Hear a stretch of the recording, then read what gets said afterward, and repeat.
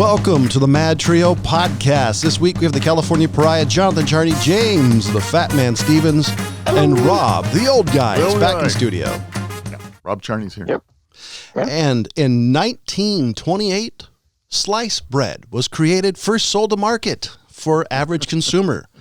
And in 1922, America's sweetheart was born. Ladies and gentlemen, Betty White was born 99 years ago, from a couple of days ago. She is 99 years old. Pretty amazing. I was looking at some of her early photos, and she was quite the looker. She was quite the looker. Yeah. And, I looked it up yesterday, and she was married to her husband until 81. Right. When he died. And IMDb says she never remarried. No, she hasn't. So that's kind of interesting. I mean, now I know she's got her own fortune, but I don't think that was the reasoning. It's just interesting that she just stayed married to the same man. And so here, this is he was a game show host. I just lost his name. Alan Ludden. Alan Ludden. Yeah. Yep. Yeah. So Dick Barker. She was married from 45 to 45. Wow, that was a quick marriage. Lane Allen from 47 to 49.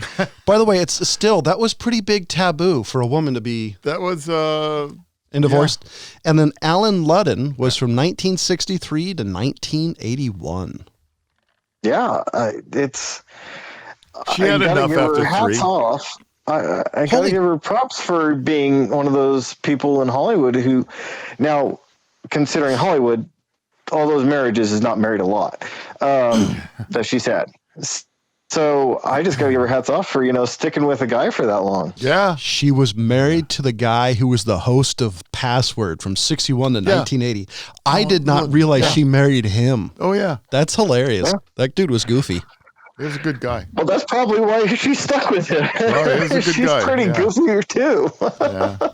If you guys ever want to watch Password, Pluto TV, that app. Yeah. They have one of the game show networks, and it's on there all the time, and it's hilarious. Yeah. Game shows can be pretty funny. The old ones. Yeah. I don't know.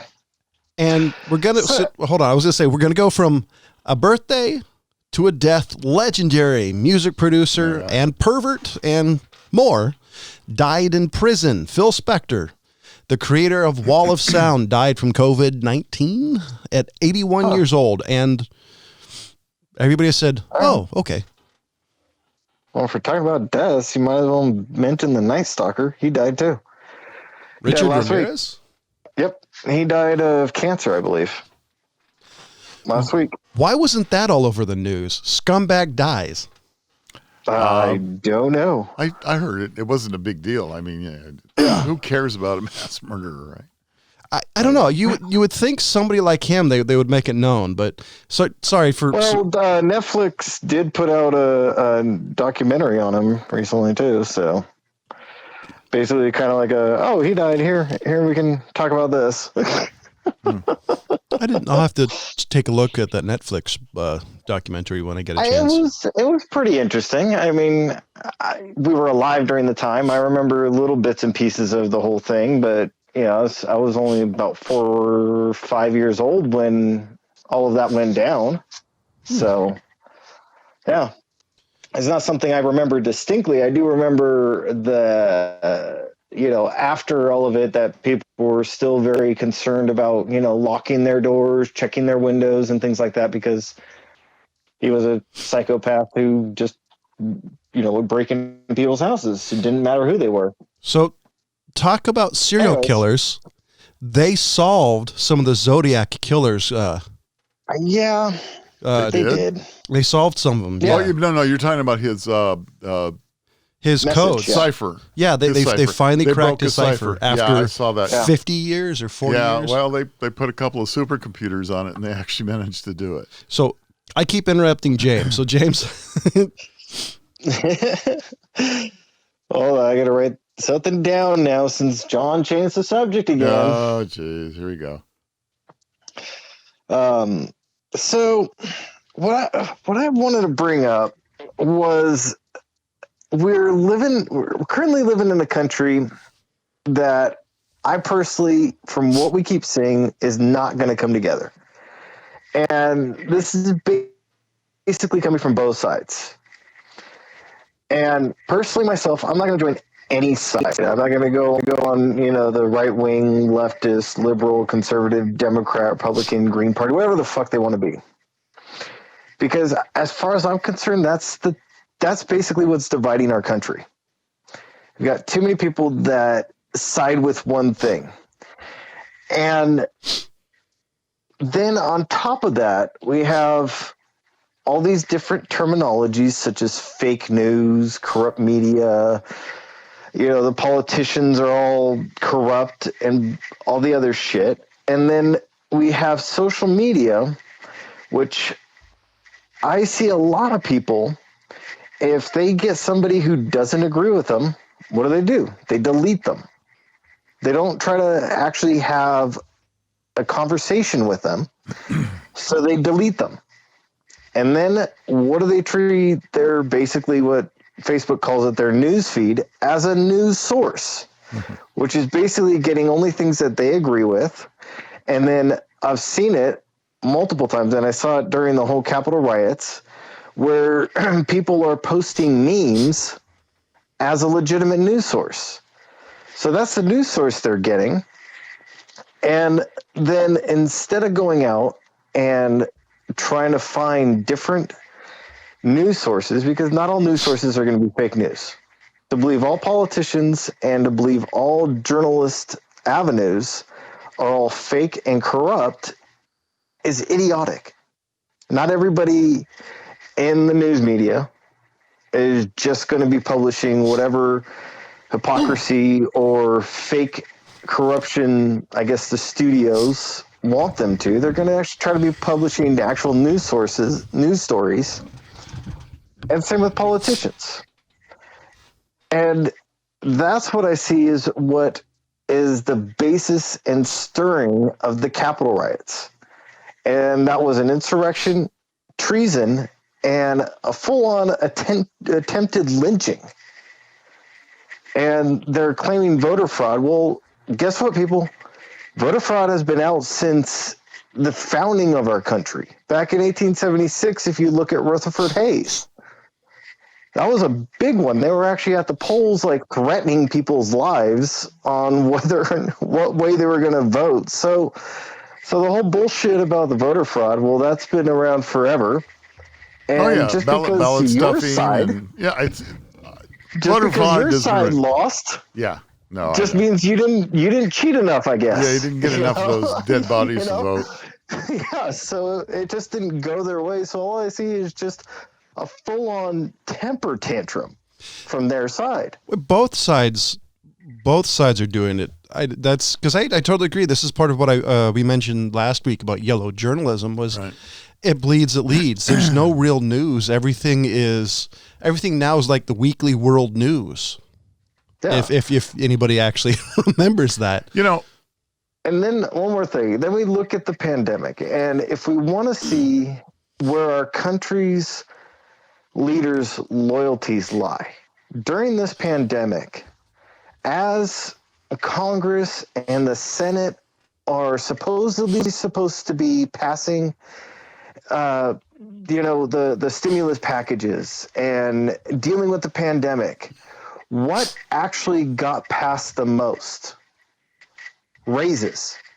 They gave themselves, of course, more than one raise in 2020. Yeah. And we want to know where the issues are. And the other part that I think we should mention is the stimulus package. They purposely, at least the Democrats, were holding off on communicating about the other stimulus package because they would have rather had the issue than solve the problem. And Republicans do the same thing. They did that during Trump's election with the Obama Supreme Court justice line. I mean, they don't care. And this is why when I tell people politics is a game, nobody seems to quite get that. And I want to point out this as well. Is now when the first stimulus checks went out, they went out really quickly. And then they were talking about a second one. The first one, I was like, okay, I kind of hope it goes through, but I didn't really look into it. And then when they were talking about the second one, I was like, okay, this seems a little excessive to be putting out a second one so quickly. So I went and actually started looking to see what types of proposals were being put out there. And I don't know if you guys, either Rob or John, looked, but the worst ones were from the Trump administration. They were specifically for big business. And all they really did for the little guys that are losing their jobs was tax breaks. Basically, he said what came out of the Trump administration for the first proposal and the second proposal from his administration were that we could have write-offs on our tax returns. Okay. Yeah. That's exactly what I said. I looked at it and I went over and I looked it over about 3 different times trying to see exactly if I was reading it right. But they were mostly paycheck breaks for big companies, Right? conglomerates and other big businesses. There were paycheck breaks for them, but for the individuals, it was tax return write-offs. It just boggled my mind. And I don't see how that would help, considering that at the time our next tax returns were coming in 2021. And don't forget how they bungled it. I know multiple people, me included, who it went to a different bank account. Yeah. An H&R Block. So James brings up the stimulus, and I wanted to talk about something real quick about that. And I think this is a good part of the conversation. The first stimulus was allegedly around $300 billion. The second stimulus, from what I can find, this is a quick and dirty Google search, $900 billion. So from the latest amount I just saw, and this is from CNN.com, the key parts of a $1.9 trillion stimulus. And here's an honest question.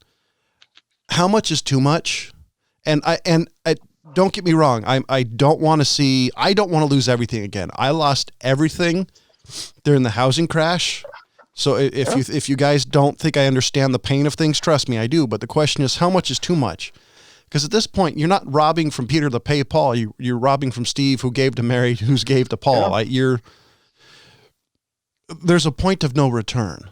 So, again, the whole idea is, what are you going to spend the stimulus money on, right? So you get this money, and so what are you spending it on, especially during a pandemic when it's a lockdown? You can't go to restaurants. You can't go to movies. Most of the malls are shut down. Yeah. So you put this money out so that people can survive, and so most of that money is going towards food and rent. And Amazon. Because I bought in a few things.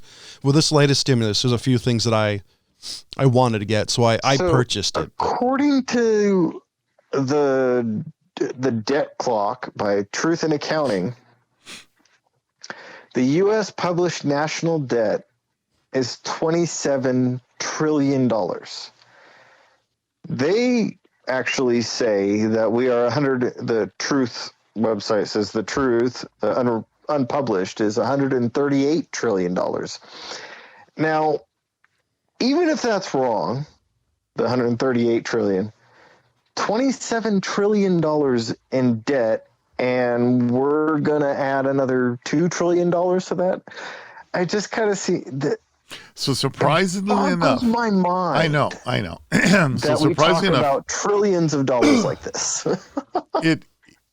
I talked to a couple of financial people that are, in charge of taking care of people's money, watching the stock market, doing all the things that are right. And I talked to them about this whole debt situation that, we're going into. And they both kind of went, well, who's it really affect? And I went, well, doesn't it really affect us? And I'm like, not really. I said, well, wait a minute. Are you telling me that we can just keep printing all this money and it really doesn't change anything? That's absolutely right. It really doesn't change anything.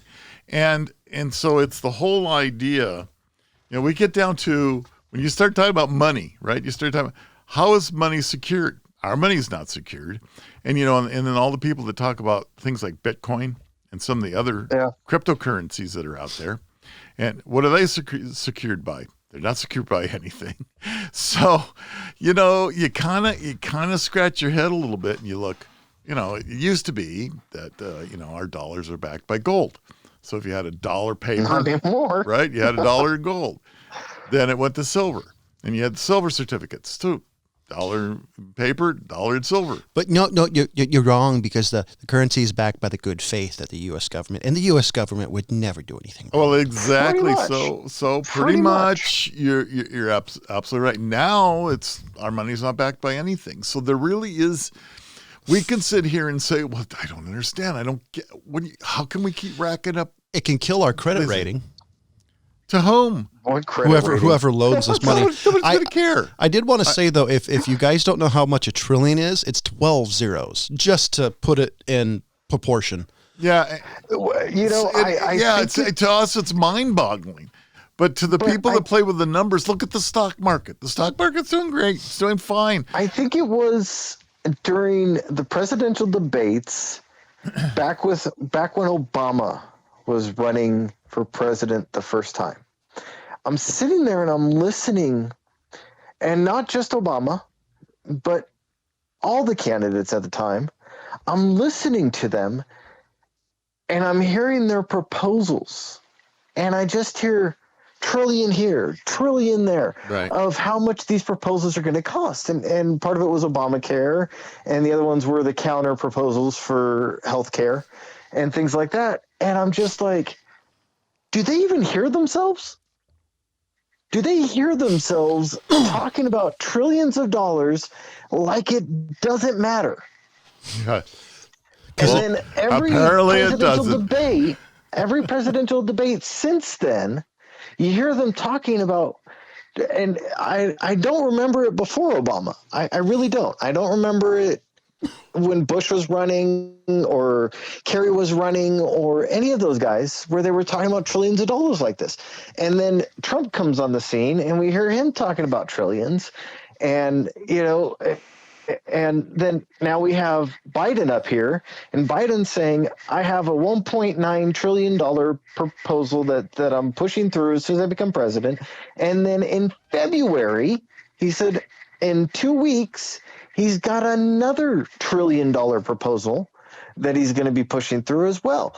And I'm just like, do you guys even does the concept of how much you're talking about even sink in?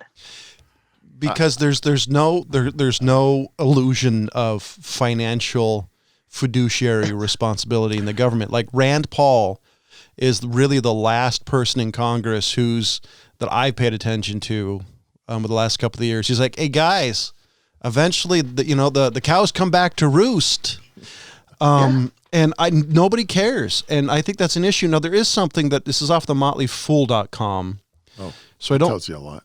I don't 100% get it, but it says there's more convincing evidence in recent years that they're going to see a sizable pullback in 2021. Since the beginning of 2010, the S&P 500 has undergone at least 15 separate pullbacks of 5.8% or more, with 11 of these swoons taking place in a span of 13 to 70 calendar days. Basically, they're saying there's a possibility of a major pullback based on historic. So when they say that, what do they mean by pullback?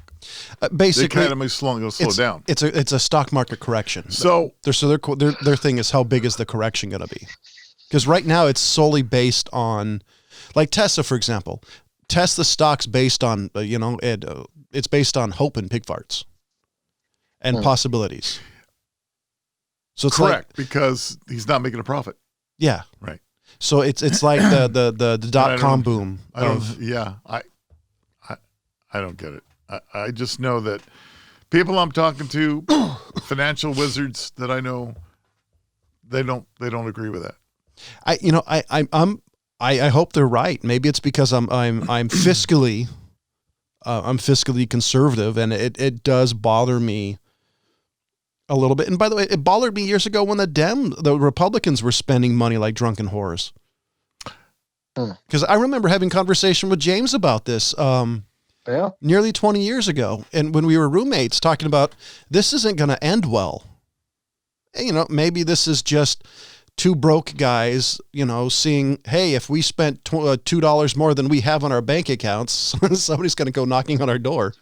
Yeah, you know, that's the thing that really boggles me is the fact that, you know, they talk about it the way they do, and then we just kind of see, you know, if we do anything like that, as a person, we can be charged federally for this. This could become a felony charge on us if we spend like they do.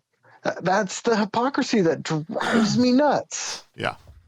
No, I know. So I want to totally change subjects real quick. Okay. Because we could just go on. We could go on this. It's not going to do us any good to talk about it anymore because who the hell knows? No. So, did you guys hear about the mass shooting in Chicago? No. On the 10th? I did not. Did you hear about the one in Texas? No. Did you hear about the gun violence going up in New York? And people are literally being shot on the street just by people walking down the street. I have not. There has been, since the lockdowns, there has been an average of a 20% spike in shootings in most major cities throughout our nation. Well, let's see. We got the defund the police. We've got police in every turn being second guessed and second looked at. Yeah. I think you're seeing an example of law enforcement to a degree saying, "What am I going to do? You know, I got to hang my ass out here." It's like they can't do anything right. There was a guy in Chicago who went out, said he was going to blow up the whole community. Started walking down the street with a firearm, killed 3 people, and shot 8 other people. And it stretched over a 10-mile gun battle ended up as he took a hostage at an IHOP and was in a gun battle with officers and basically was, his range of killing spree was a 10-mile long span. Jeez. And this was on the 10th of this month. And then there was another one in Texas. I'm not seeing if I have that article, where another guy went by a church and started shooting at a church. And I think he killed a couple people, maybe 1 or 2, and ended up in another gun battle with officers. And then if you look, New York seems to be having the worst of it. Chicago, it's hard to tell if Chicago is getting the worst of gun violence. They've had a really bad history of gun violence. It's ongoing in Chicago. Yeah. And even San Francisco is having a spike in it as well. So you telling me that all the strong anti-gun bills that have been passed and all they do nothing. None of that did any good. I saw the Texas one. So there's something I wanted to. There it is. The Texas church shooting. Let me see. The pastor of the Methodist Church was killed. That one I did hear about actually. 3 others. How long ago was that one? A couple of weeks ago. This one was on the 3rd of January. Really? Yeah. So there is something I want to point out real quick while James is looking that up. And this is... I'm already done looking it up. I just pulled it up. Oh, okay. I just... Let me preference this, because this is something I say all the time and nobody seems to get. So, nevertheless, the court found the government had no duty to protect any person, even a child, from harm by another person. Nothing in the language of due process clause itself requires the state to protect life, liberty, and property of its citizens against invasion by private actors. And this is on Barnes Law. The police are not required to protect you. And the reason I bring that up is what Rob, myself, James, and Ryan have... To enforce the law, right? Their job is to enforce the law, not to protect life. Yeah. So cops can literally say, I'm not going to put myself at jeopardy. Right. Now, they can be terminated for that, but I want. They can. There's been an officer that had that happen, actually. And the reason I'm pointing that out is because the cops choosing not to help you is something you're going to see a lot more of. And I think what James is saying is proof of cops going, not my problem. There was an officer who I don't remember all the details, but what I do remember is he was at a store. I don't remember if it was a store or a pharmacy, and his daughter was there with him. He was off duty at the time. He did have an off-duty weapon on him, so his personal weapon. He did have it on him, and a guy came in and held the store hostage, and the officer chose to protect his daughter instead of intervening and starting a gun battle. And he was investigated, and I believe he did lose his job over not intervening to stop the Sounds robbery. to me he's got a good law case against his department. I don't know the follow-up details, but I would do the same thing. I think you'd be stepped suing, up and said, no. So here's this is bullshit. June 28th, 2005 article. Justice's rule: police do not have a constitutional duty to protect someone. I've got multiple articles saved on my phone. No, there's tons of them, and it's hard to fault that officer for choosing the direction he went in. Until you walk in his shoes, I couldn't either. It's difficult to put yourself in their place, right? Yeah, it's just, there is something. This brings up as if I don't know if we've mentioned it before. The old guy teaches CCW classes. And the reason I say this is there's a number of things I've heard over the years just being involved in his class that he always tells people about what that actually is and isn't. And you always tell me it's not a license to be a hero. Oh yeah, no, absolutely. You're not law enforcement. You're not anything. What it is it provides you it's the last resort. Yeah, it provides you an opportunity at all costs to protect yourself. And that's the way we teach it. So. And the reason I bring that up, not only is it a cheap plug, but the fact that nobody knows. Pulling a gun is not something that people should do lightly. Like, you watch all these action movies and you see all these people on TV and like, I just pulled it out and shot the guy. But that split second decision, ask somebody who's been in the military, that split second decision is life changing. Yeah. Hollywood is not reality. I learned 99% of the time. So I learned early on as a kid that if you pull any weapon,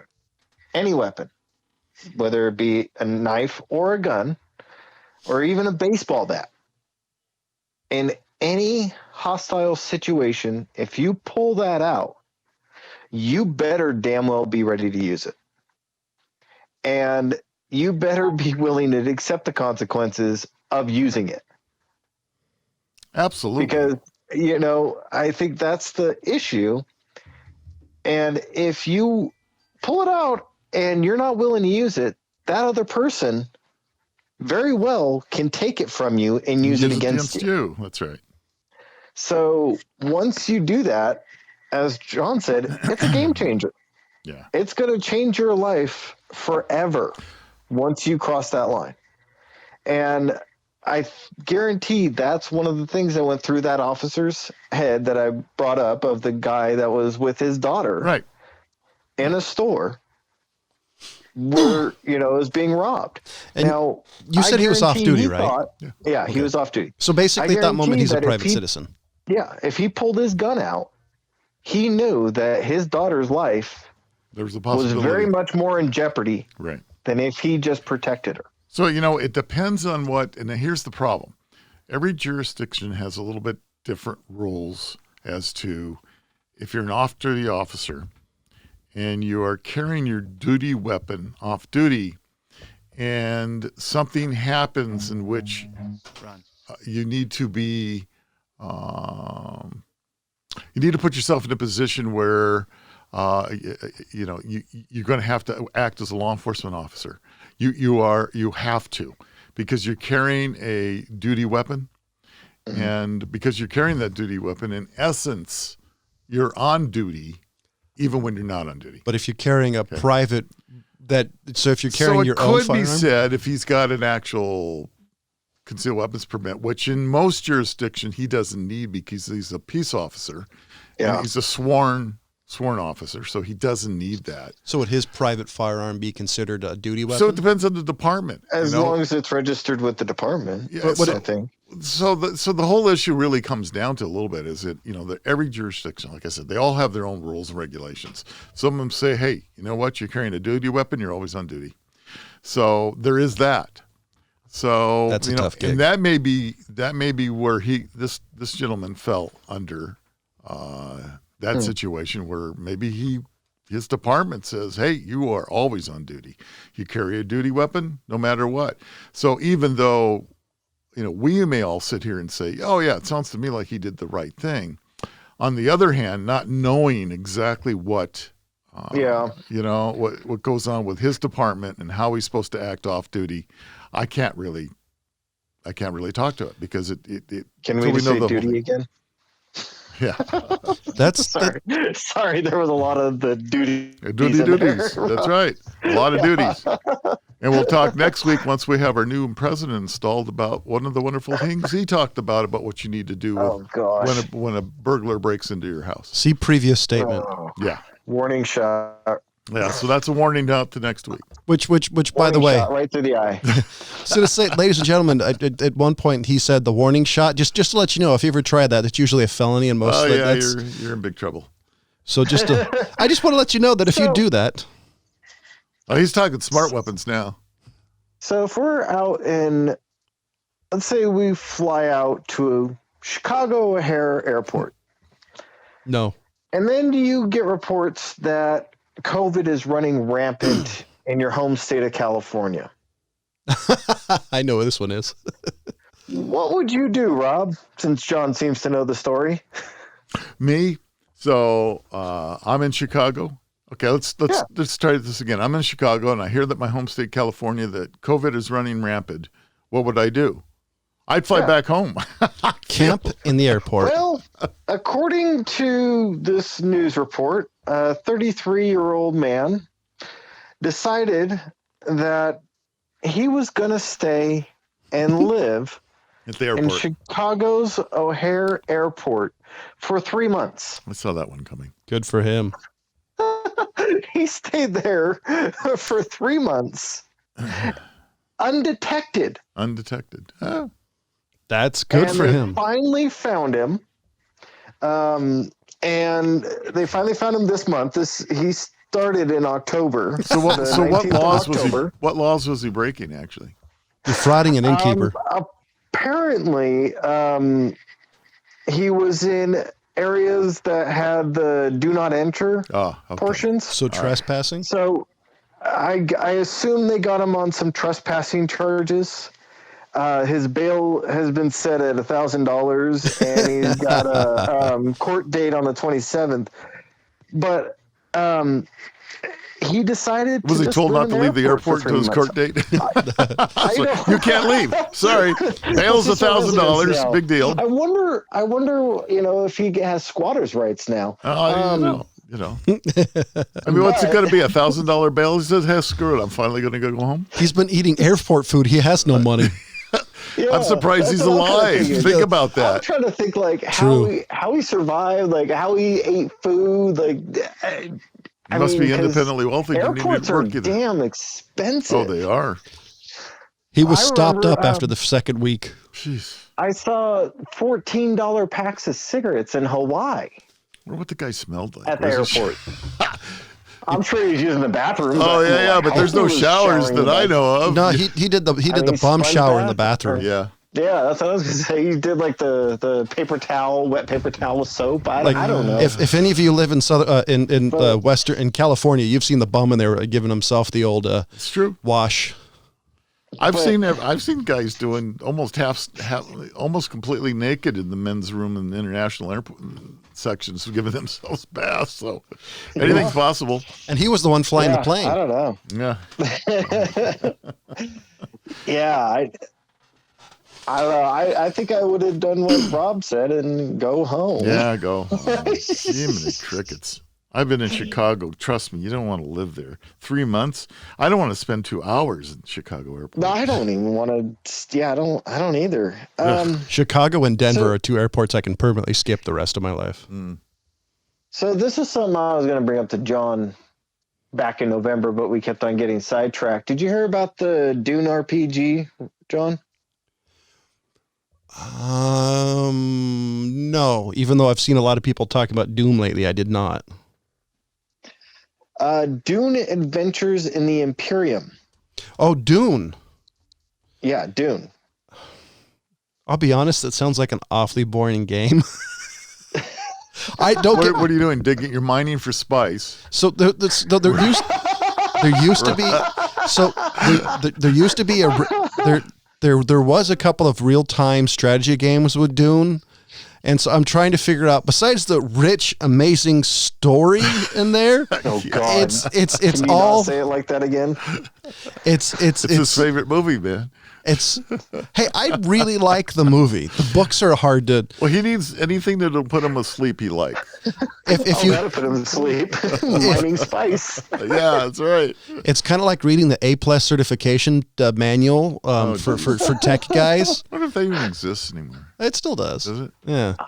Does it? However, it talks about stuff that nobody's used to. Yeah, right. Last time I looked it up, still doing DOS commands. Because I'm sure you still. Never mind. Oh God. We jumped off your topic. Anyway, okay. So. Oh yeah, Dune RPG. Oh my gosh. I'm. Can you be a worm? That'd be hilarious. That'd be cool. That'd be interesting. Well, technically, if you read the books, one of his kids becomes a worm. So in theory, there yes. you go. Wait, what? Gets swallowed by a worm and turns into one. Oh, okay. That makes more sense. Yeah. I guess. So did you know? It's fiction. It doesn't have to make sense. Did you know the U.S., the UN, the European Union, Europe. Okay, George Hey, W. I'm using the Google. The Google. So we decided we decided. What am I talking about? They decided that yellow mealworms are now safe for humans to eat. Yellow meal, really? Yeah. So in the Why does the European UN, Union, wait, why does the UN not even United give a Nations, shit? Oh, okay, EU. okay. EU, EU. European Union. Okay, I thought you were talking about the UN. I may have said that by mistake. Excuse me. You might have said EU. UN. I may have. EU and UN, it's all the same. It blends together. No, European Union says that mealworms are safe to eat now, and so they're gonna.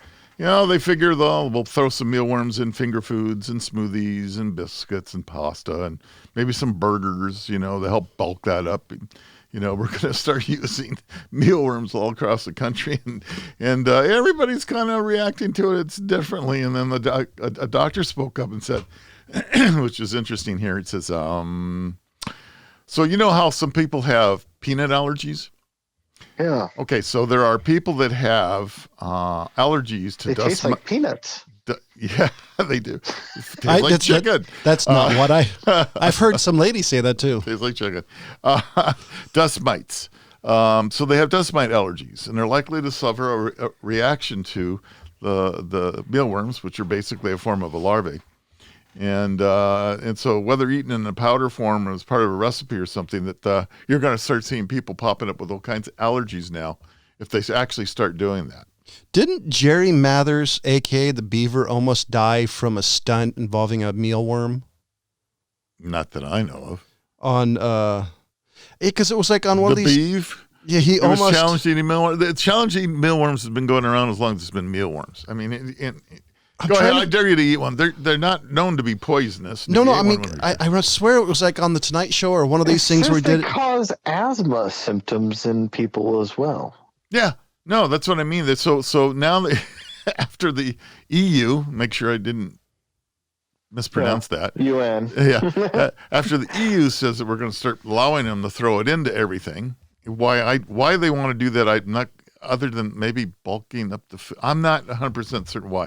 Anyway, it's got to be a hell of a lobby that the mealworm industry must have over at the European Union.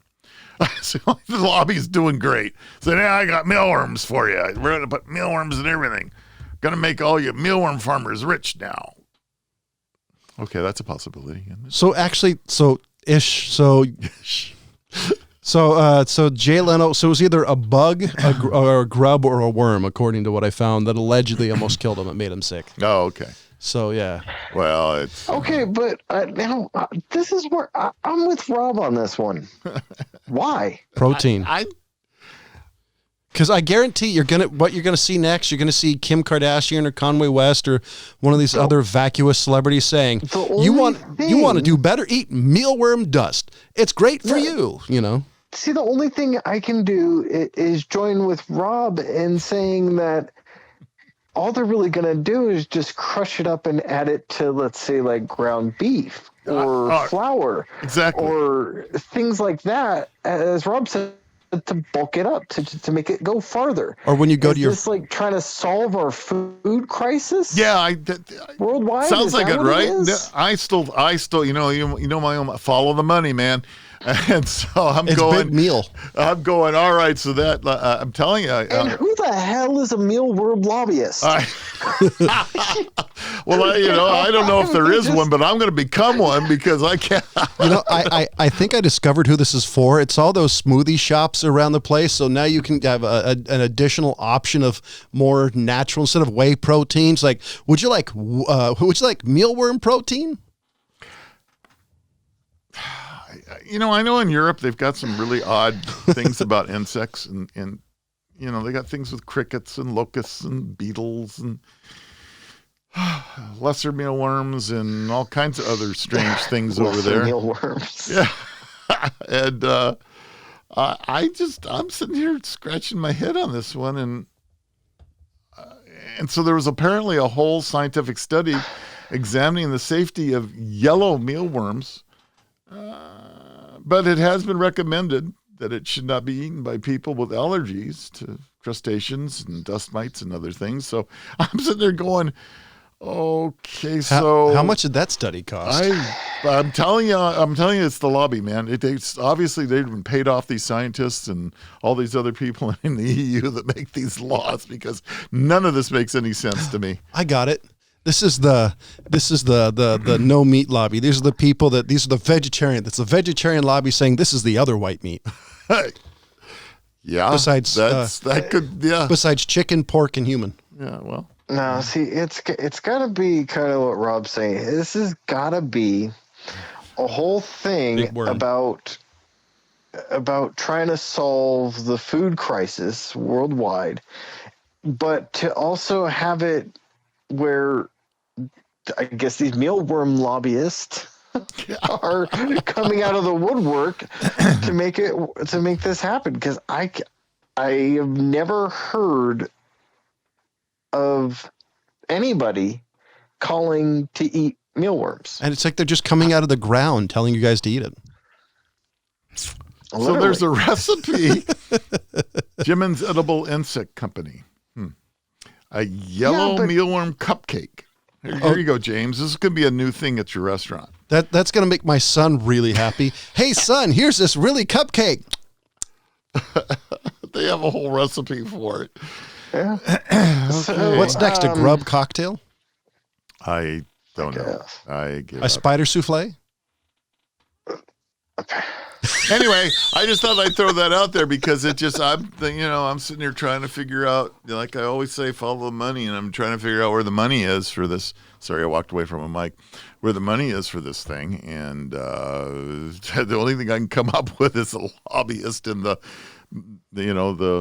whoever's a major mealworm grower. A tarantula tartare? I don't know. You get those little spines in their legs stuck in the back of your throat. I'm doing this. Then you kind of sound like me. I'm doing this just to make James sigh. I was more sighing for England charging a man 200 pounds for breaking their COVID lockdown to play Pokemon Go. So it's like $600? 270. Yeah. The exchange rate's a little more even than it was. Oh, wow. Yeah. I just, okay. I don't know, I guess with the outbreaks in Europe, the way things have been in their lockdown, I'm not sure that you look at some of the statistics and you look at that. I hate to keep talking COVID. I mean, it'd be nice just to, the whole thing just to go away. But, Yeah.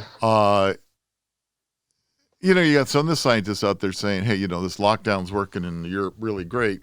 Everything's really good. They're really locked down really nice and tight and all that. And then you look at some of it, and then you look at it compared to some of the Asian countries, and then you look at it compared to us, and then our states versus, lockdown states versus open states. And I don't see numbers being really hugely different in any of it. But we have the highest COVID count of anybody in the world. Who knows if that's true or not? See, and then I'm back to, prove to me that those numbers that the anybody in Europe or Asia or whatever they're truly reporting. Tell me that the Chinese are truly reporting the numbers that are truthful. And prove to me a particular presidential partner is not a man. Now's the time for the cricket. The crickets. That stopped everything dead. What Rob had to say. I really should have been crickets playing in the background of that one. You missed your drop on that one, buddy. I couldn't resist. I was actually waiting for that face was worth it. You're right. As far as the reporting, particular when this whole thing started, I know a lot of people were pretty pissed about China's alleged numbers because the stories I heard, they were welding people in their houses. Yeah, well, there's all kinds of stories. I don't know if I believe that one or not, but they were pretty serious about it. China, there's they locked down. They did lock down. I totally believe they would weld people in there. Well, anything's possible. I'm not going to go that far yet because I don't want any Chinese people coming after me. Yeah, that's right. They're gonna go. Who's this bum from where? Yeah, he lives so what? Bad. He said, "What about us? We'll teach him. We're gonna poison his." No, I'm better not say that. Donald Trump has more to worry from the Chinese than us in the middle of Bumsville. I know. I just I want my fortune cookie poisoned. But fortune cookies are an American invention. They're not Chinese. Okay. So anyway, I don't believe I have a hard time seeing now I'm a denier to a degree. I have a hard time actually believing the numbers that are being reported out worldwide. And I'm not just talking some of the suspected countries that you might like. I don't think North Korea is probably going to report out exactly what's right or not. But, I don't. Have we heard much from Russia? Russia's been awfully quiet lately. And it's interesting to me to, what are their numbers and why aren't we hearing more about what they're doing over there? And, well, they have the cure, remember? They have the cure. Well, so, speaking of that, and then this whole vaccine rollout seems to me, here's the other issue I'm scratching my head out of a little bit. We've got all these, I don't know, 1 billion some doses of the vaccine produced now. And we keep looking at the rollouts and who's supposed to get them first, and they're left to each state to kind of more or less dictate as to how they want to go ahead and get the rollouts done. And California's been an absolute failure. And I don't know about you guys, but I went on to our local health department here, and I wanted to see when I could go ahead and maybe sign up for the vaccine. And I went on the website, and I would look at these dates, and I'd say, okay, well, I can make that date, and it says it's available, and I click on it, page crashes. I'd go, okay, start it again, go back, go, all right, I'm going to try this date. Click, page crashes. I go back. I literally did it at least a half a dozen times. I finally gave up. I said, okay, obviously they've got a problem. It's like me trying to buy an Xbox Series X during Christmas. Exactly. That's what it was like. It's the same thing. So, so I've got a date sometime in February to get this vaccine, and I will do my due diligence and report on the show exactly all the side effects I get and what it's going to do. And I had the choice between, you can make some choices between Moderna and Pfizer. And I went with Pfizer because I was been recently reading about an awful lot of reactions to the Madeira vaccine. And as a matter of fact, one of the counties, I believe in California, doing Madeira has stopped with Madeira because so many people have started having some side effects. Now, none of them serious or death-threatening as far as I know, but enough that they kind of went, oh, pause, wait a minute, something's going on. So I know from, it's third party, but it's a reliable source, that one person's Is the third party reliable? I'm sorry, that's an oxymoron, isn't it? Oh, it's second party, really. But, all right. Oh, there you go. That's second or third party. It's not but telephone. This one person's hand went completely dead. And I think that was I've heard every story. Yeah. And somebody said their face went numb. And somebody completely passed out. Where that happens, this is google.com, as far as you talk about the COVID numbers. So according to this, if it's accurate or not, no idea. Russia is 3.53 million. United States current count doesn't tell me when this was from, but it says 24.1 million. Wait, whoa. 24 million total cases of COVID. I think the number's okay. That might have been a bit. I don't know how old this is. Okay. This is updated less than 20 minutes ago. Russian deaths are 64,601. I question that. That seems awfully low, doesn't it? It does. United States is 399,000. Yeah, see, there's a reporting issue right off the bat. So according to this, the United Kingdom is 3.4 million with 89,000 deaths.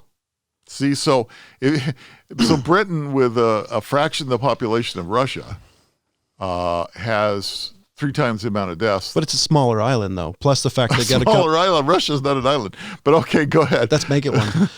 But it's a smaller smaller sample size. Ronald Reagan wanted to.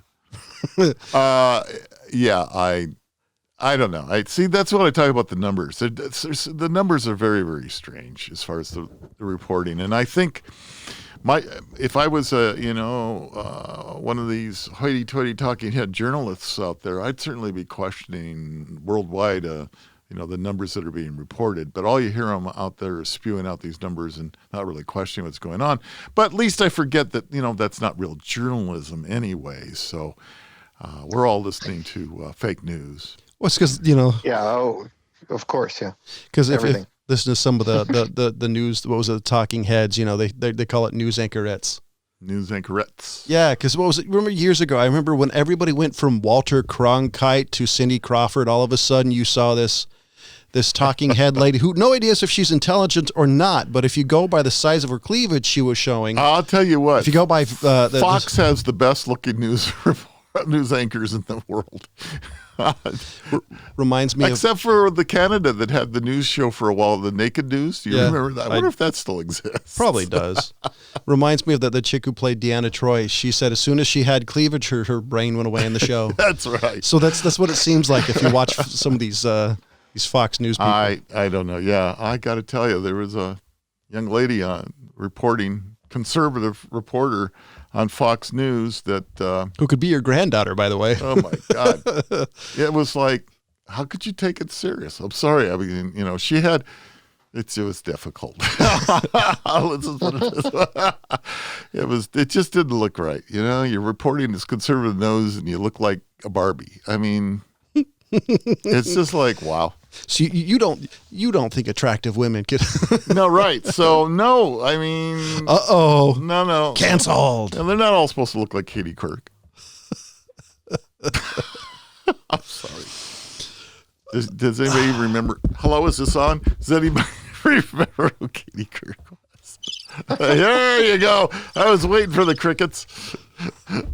Okay. Long day. Did you? But let's say, did you have your Lime today? By that thing, you might be getting rickets. Well, I had good news today. My pathology report came back, and I don't have cancer, so that's good news. That's good. Yeah, my throat's still a little sore from the test. That's why I didn't sound so good in the beginning. There takes me a while to warm up now. Got to do those. What are those? My vocal exercises. Yeah. I didn't have time to perform them today before I got on the air.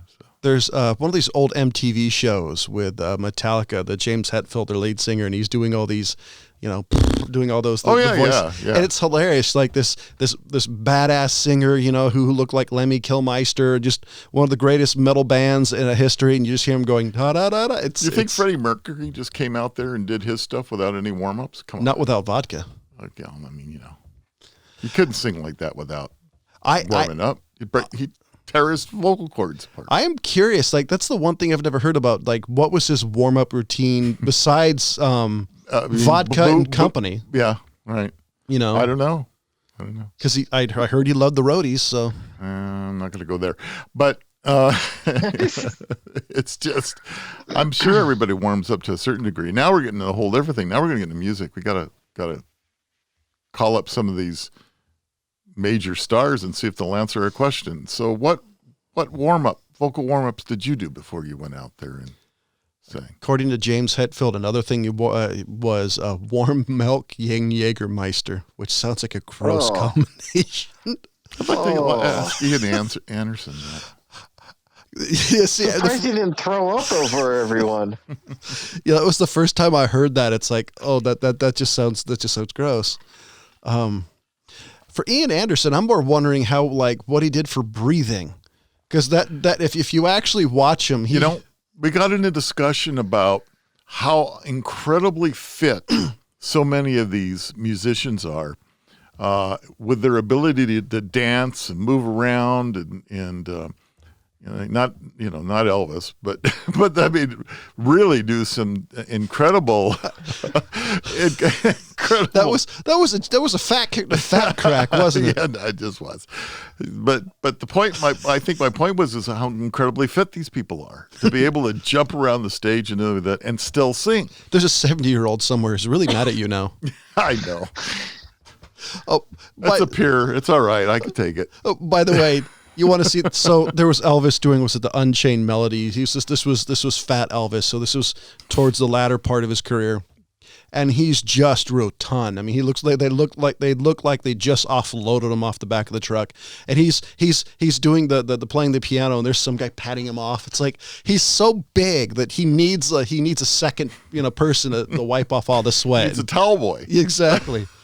It's like, towel boy, I need a wipe off, please. And he became British somehow. He's like a surgeon from a MASH unit needing a wipe off. Got to wipe him off. It's like, man, that was hard to see, but it was hilarious. That's sad. Kind of sad. But anyway, we had a big discussion about a lot of these stars that it's just incredible physical feats for a couple of hours nonstop, night after night after night. Man, I pretty impressive. Yeah, I don't envy it. I wouldn't mind the money, but I don't envy it. You know what? For the most part, most of them earn that money. I have absolutely no problem with them making what they make because I don't either. They work their asses off. How would you like to be on the road for 360 days a year? You get Thanksgiving and Christmas. That's it. And then, you have to do a Thanksgiving show anyway, and you're set for New Year's Eve, you got to do a show. So, I mean, it's just, I can't believe what these guys do. Now, is this excluding their usual extracurricular activities? No, they get to do those too. I don't think there's a break in that either. That's why they use buses, man. It takes a long time to get from... Because if y'all ever want to hear some hilarious stories, look up some of the bands from the 80s, like Motley Crue and those guys, or David Lee Roth, when they talk about some of the shenanigans they happened. The fact there was never a super spreader event, no pun intended, is quite hilarious. It's true. Motley Crue is part of the reason why hotels don't rent to musicians very often. Yeah. Yeah, I mean, they were known for just randomly destroying everything. Yeah, there were some bands out there that did some pretty crazy things. There's bands, though, that would rent these tour buses they go through, and one of the things they couldn't do is use the bathrooms. They were banned from using the bathroom, so they always had to stop every so often at a gas station, and they weren't doing it to fill up the bus with fuel. They were stopping so that they could go to the bathroom. That's hilarious. Honest to God, that's the truth. Look that up. It does remind me of a story from David Lee Roth. He talks about one of the reasons they got the reputation of destroying things. Which is back in the day, their lighting rig was extremely heavy, and he said we were one of the innovators, or yada yada yada.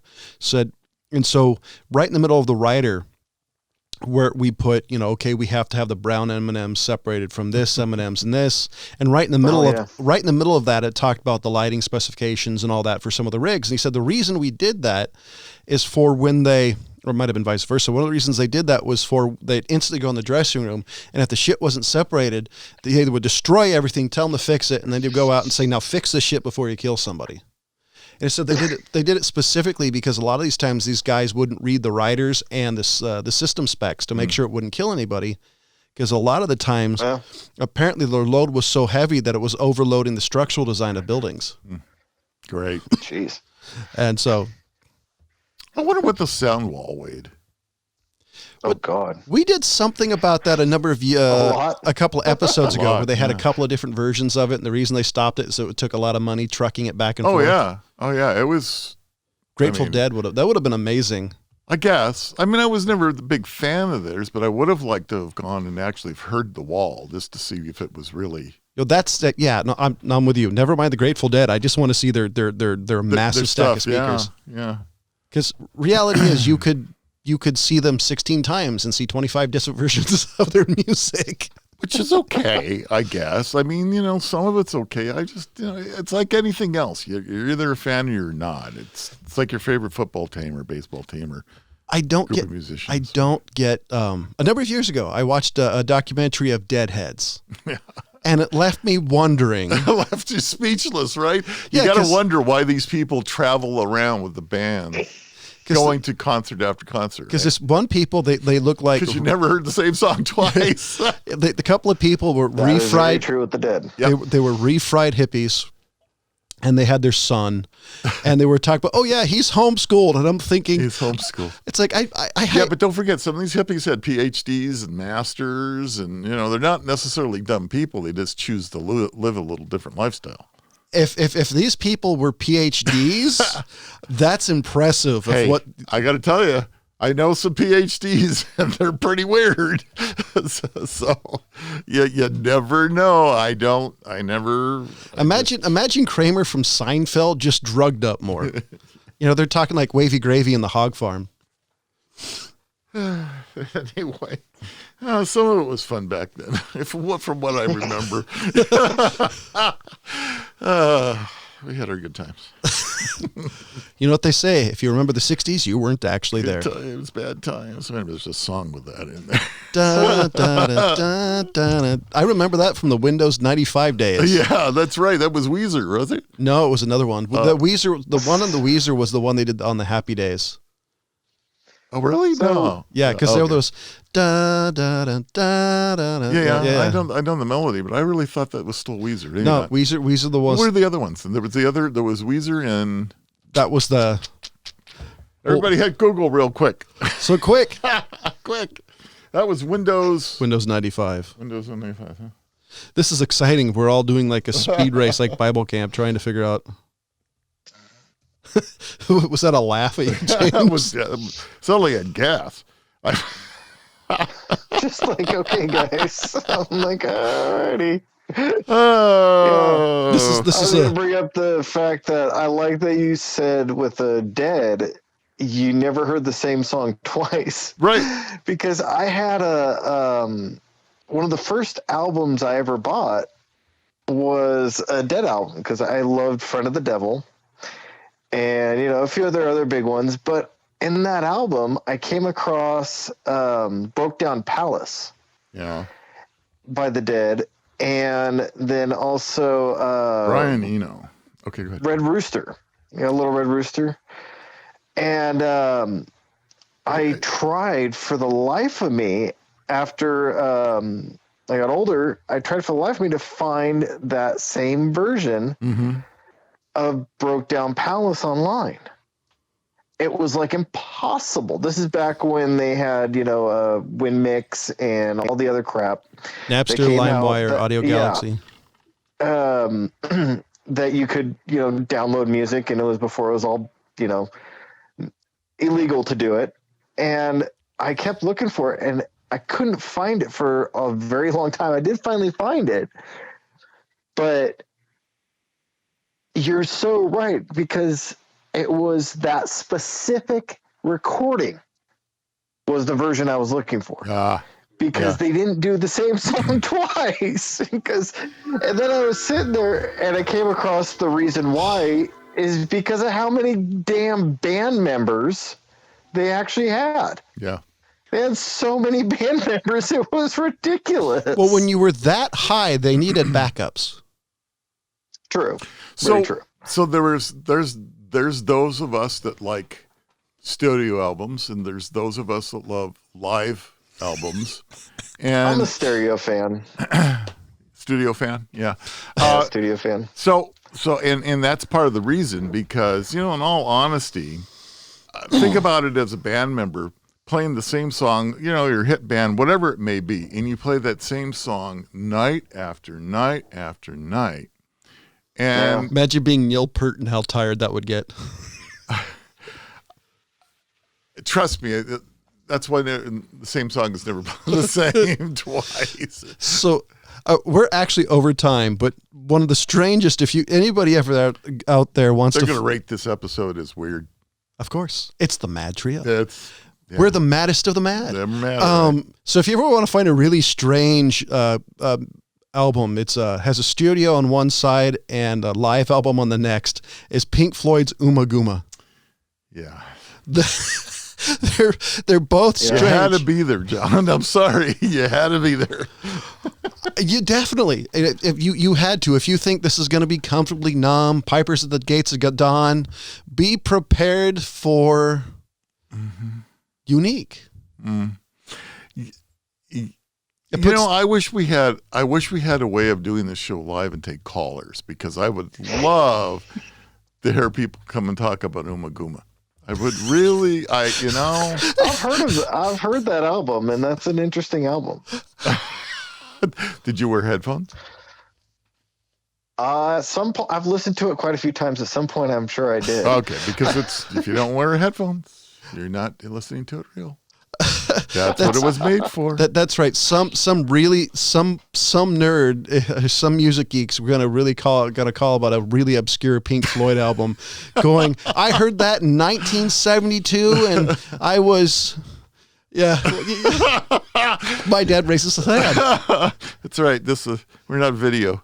Yeah, there's no video of this. I can do what I want with my hands. The old guy was the original music snob. I was. I will admit it. He's loud and proud. No sugary bubblegum pop for him. He was listening to a guy in green tights standing on one leg, blowing into a flute. You bring up Uma Guma, but I mean you gotta bring up King Crimson with him too. Oh, King Crimson, yes. Weird.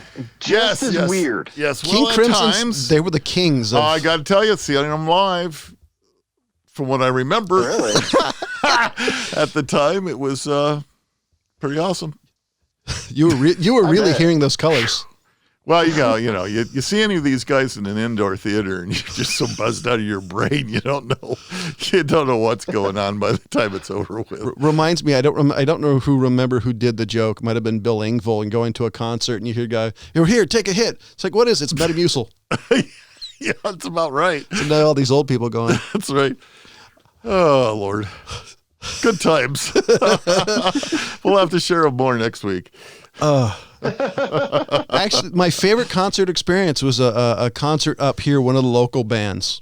You mean there are a whole 125 people in the audience? That's maybe. Hey, I went to concerts where there are 125 roadies. I mean, come on. Sorry. My cousin's been to concert where there are 125 women underneath the stage. So, you did work at the Civic Auditorium in Santa Monica. So my favorite story, and we got to go because we're way over time, is this one band was on. James and I turned to leave, and everybody followed us out. My favorite memory, because the guy was probably somewhere in his late teens, and his voice was cracking like a 13-year-old. And they were a bad band to begin with. They local bands, you're on kind of finding you're finding your thing, but it was so awful. We were there for one band, and we had to slog through all of it just to see this amazing band from Sacramento. Oh, doesn't that hurt? I was one of the jerks who I instigated mosh pits for the local area. through the company that was putting out all the shows. Not producers. There was the Could be promoters. Promoters, thank you. Yeah. The promoters, and they would ask me to come to the shows, and I would get in for free. And all I was there to do is, if the song was good, start a mosh pit. So that's what I was waiting for. I was waiting for the band to get good, and these guys showed up, and they just started, and I just looked at them. I looked at John, and we went outside. Yeah. And this is proof. James has been paid to start shit. So, ladies and gentlemen, for the California Pride, for the fat man and the old guy, as always, thank you for listening. Bye. Goodbye.